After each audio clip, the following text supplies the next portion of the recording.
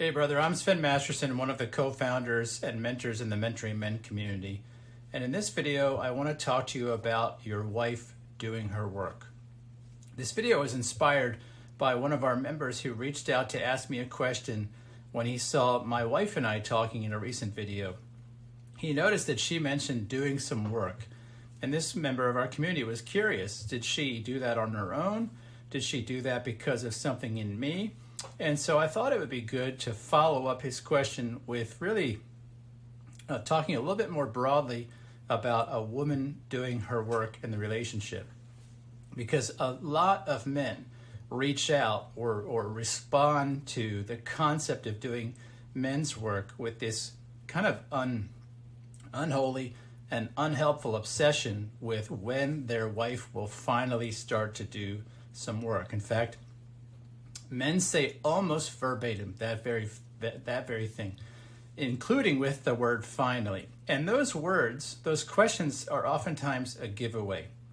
They're a giveaway that a man is actually focused on externals. They're a giveaway that he believes that some part of his happiness, his well-being, and the future that he wants to live is tied up in what his wife is doing or not doing. And so I want to speak to that very thing, because that is a giveaway that a man has dependency. It's a giveaway that he's enmeshed. It's a giveaway that he's not leading himself, and that he requires changes in her for him to actually live out his life. And it's that very thing. It's that very idea of needing to focus on what other people are doing that is actually destroying and hurting his relationship. So first I want to answer this man's question about my own wife and her changes or her working on herself. The reality is that both things are true. I would contend that really all people who are otherwise functioning and okay, who are not, in the middle of something maybe traumatic, desire to be their best. People generally want to live a good life. People generally want to be happy. And people are generally oriented towards that end. They want to figure out how to live the most full, meaningful, productive, and enjoyable life. We generally don't need to prod each other and to judge each other into improving themselves. And so, in my case, my wife always wanted to be her best, just like I always wanted to be mine. And yet there were things that might have made that difficult at times. In a relationship like marriage, one of those things that stalls another person or our partner from being able to pursue their best and doing their own work on themselves is our judgment. It's our constant gaze that looks at them and says with this kind of unconscious energy behind it, if you would just change, I could finally be happy. If you would just fix yourself, I could finally be free. If you could just change this, do that, I will finally have a great life. That's not a sexy energy. It's not an inviting energy. It's not a connecting way to be. In fact, it's downright repulsive. And on top of that, it's a lot of pressure. Now, think for a minute as a man, if you receive that kind of response from your wife, are you pleased with that? Does that feel like a good thing? If your wife sits there and says, if you just made twice as much money, I would finally be a happy woman. If your penis was twice as long, I could be sexually satisfied. If you had 30 pounds less than you do and you were just cut and ripped, I would be a happy human being. None of that would feel good to a man to receive from a woman, whether she verbalized it or not. If you believe that your partner had this kind of energy, like this dissatisfaction in you that would finally, resolve itself if you made all these changes, not only would you probably resist making those changes, you would have resentment. And this is exactly what happens in a marriage when a man has a conscious or a subconscious focus on a woman making her changes. Because when you live like that, it's perceived as pressure. It's received as, hey, you don't feel very good about me. You don't seem to like me. You don't seem to prize, cherish, or value me. And why would that in any way invite a woman to work on herself?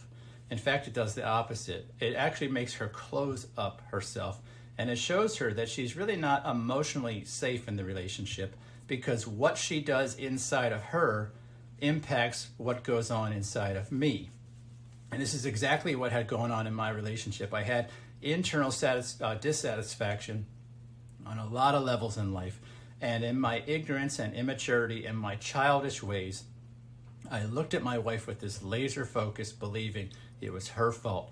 I blamed her. I did what men for centuries have done, which is blame other people. Now, a lot of men think this is somehow justified. I think blame of all forms in any way in a man's life is not justified. It's what we do in our immaturity. Blame accomplishes nothing. You get nothing as a man for blame.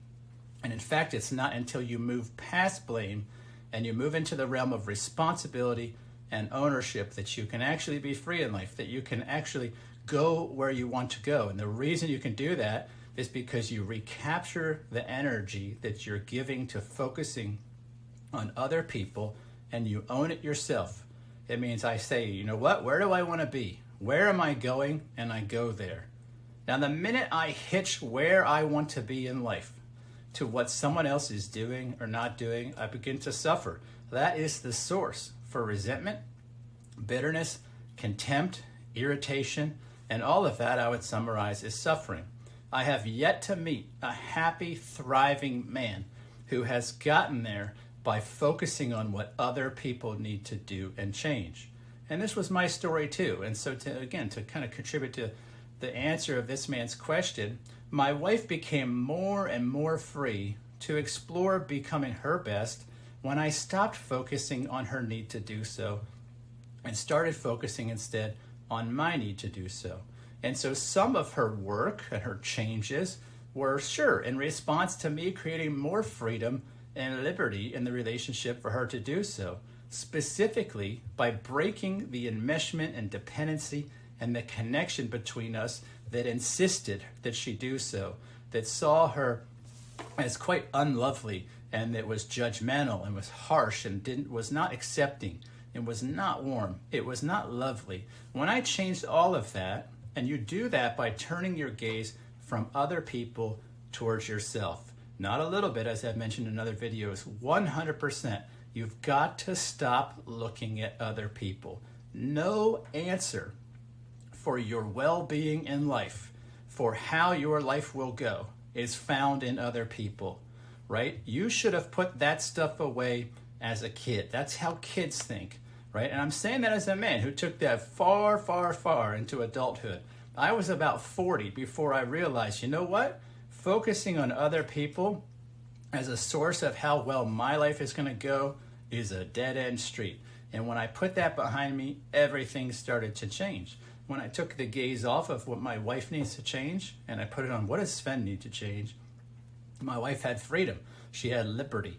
And she didn't use that to do nasty things. She didn't use that to become a slob. She didn't use that to cheat on me. She didn't use that to lower the standards in life. The reality is the standards she holds for herself are actually higher than the ones I hold for her when I judge.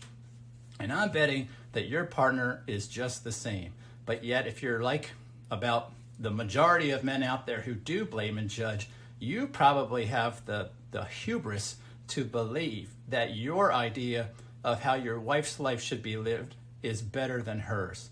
And brother, that's just straight up arrogance. That's pride. And it's not an endearing energy. And if you have it, I can tell you it's disconnecting you. It's limiting you. It's showing up in a lack of desire and intimacy from your wife, because nobody wants to be with a judgmental asshole. And that's exactly what a lot of us learn to be. And until you set that aside, you won't be happy. Now, the man who asked me this question is not this kind of guy. He's actually a mature man. He's a man that cares about himself. He's a man doing his work. And he's a man that really wants the best for his wife. And he's just curious, is she going to go there? Brother, to you specifically, the one who asked me this question, I want to encourage you that we don't know, right? We never know if another human is going to invest in their own journey. And really, at the end of the day, it doesn't matter. Because if we're invested in our journey, we have to be so invested in that we will not deviate from that path no matter what. And sometimes that means that if a partner is simply stuck, they want to hold on to their own hurt, their dysfunction, whatever that is. And I'm not saying we or recommending we judge them, just that we realize, hey, sometimes people have injury that they don't want to be healed. But we cannot limit our life. We do not serve ourselves or them by limiting our well-being when they don't want to enhance their well-being. By way of a metaphor, I want you to picture, even though it's not a nice picture, that you and your partner both have cancer. Would you delay your own treatment of that illness until your partner started to become interested in treating their own? Do you serve them in some way by delaying the treatment of your own well-being until they treat their lack of well-being? You're not going to prosper for that. You don't in some way show them as an act of love. You actually violate and erode your own sense of well-being, and really with neither justification for doing so, but also no benefit. Yet this is exactly what people do in marriage relationships when they have this 50-50 approach. I'll change when you change. I'll improve when you improve. It creates kind of a gridlock, no-win situation where nobody moves. And then next thing you know, you wake up, you've lived decades in suffering, you're about to die, you're on your deathbed, you haven't lived like you want to live, you're filled with resentment, rage, anger, you're both dying of cancer, and you take your last breath and that's it.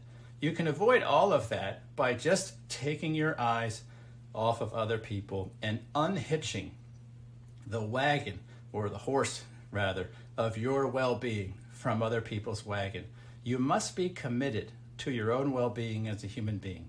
The best kinds of relationships to have as a human are those with people with which you are whole and they are whole. And you know what? We don't get to dictate other people's journey to well-being or wholeness. All we get to dictate is, will we walk with them through that or will we not? And the best way to walk with somebody on a journey to their well-being is as a man who's committed to his own. Now, if you don't know what that's like, I want you to scroll down in the description below, and you'll see a link where you can reach out and you can schedule a call with myself or another mentor, and we can begin to talk about your journey to well-being. We're not interested in talking about your wife's dysfunction. Our organization is committed to you, the man. It's not that we don't care about women, it's that we're not women. And the most qualified people to help women on their journey is other women.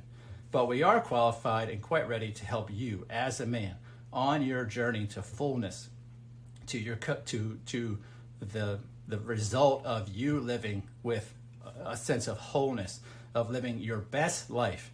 And those men that do that, and you can come and read the testimonies of those men in our community, their relationships turn around, and it tends to be the pattern about 95% of the time that the women in their relationships tend to feel the most free, explore their own well-being without control, manipulation, or request. They just go about trying to be their best because they finally have the freedom to do so.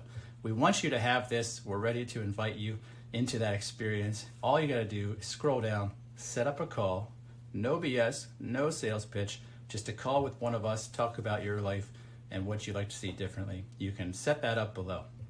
If you like this video, if you got something out of it, I would love it if you give us a thumbs up, if you leave a comment. If there's a question you want to ask it below. If there's something you'd like us to make videos about in your romantic relationship or something that's troubling you, I invite you to email me at sven@mentoring.men.